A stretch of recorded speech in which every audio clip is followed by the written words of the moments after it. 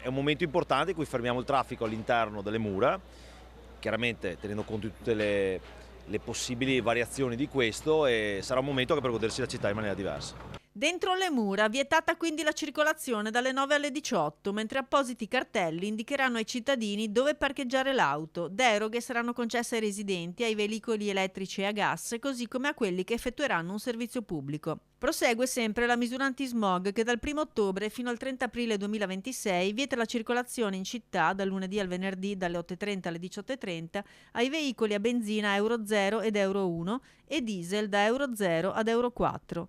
Treviso infatti resta una delle città più inquinate d'Italia, con la centralina di Via Lancieri Novara che ogni anno registra molti più dei 35 giorni di sforamento delle polveri PM10 consentiti per legge. Noi continuiamo con il nostro programma, che è quello di sicuramente di piantare molti alberi e di un cambio caldaie molto forte, grazie anche agli incentivi che l'amministrazione ha dato. E molto altro si può fare perché dipende anche dalla piovosità e dalla ventosità riferito al nostro territorio, che a volte ha dei problemi congeniti essendo all'interno della pianura padana. Però noi stiamo lavorando e ogni anno vediamo una riduzione di circa il 10% degli inquinanti, delle polveri sottili, come media percentuale sull'anno. Quindi il percorso è quello giusto. È chiaro che l'ambiente non si cambia dalla sera alla mattina, ma in 7 anni di amministrazione abbiamo ottenuto sicuramente degli ottimi risultati. Dito puntato sui riscaldamenti e le auto, anche quest'anno sarà quindi previsto un bonus caldaia. Sì, i riscaldamenti e il combinato disposto con eventualmente la bassa pressione e la bassa ventosità, però ripeto, anche col 110, col bonus 110 sono state cambiate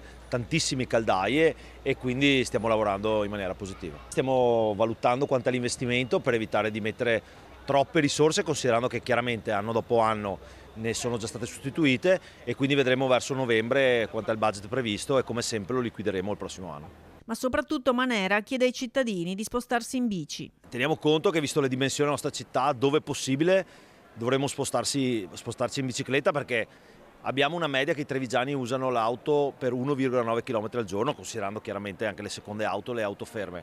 Vista la dimensione della città, in caso di bel tempo possiamo utilizzare la bicicletta e goderci anche la famosa mobilità lenta. Adesso ci sono anche le bike, quindi è veramente comodo. Le prossime giornate ecologiche dell'anno 2025 sono fissate per il 2 novembre e il 26 dicembre.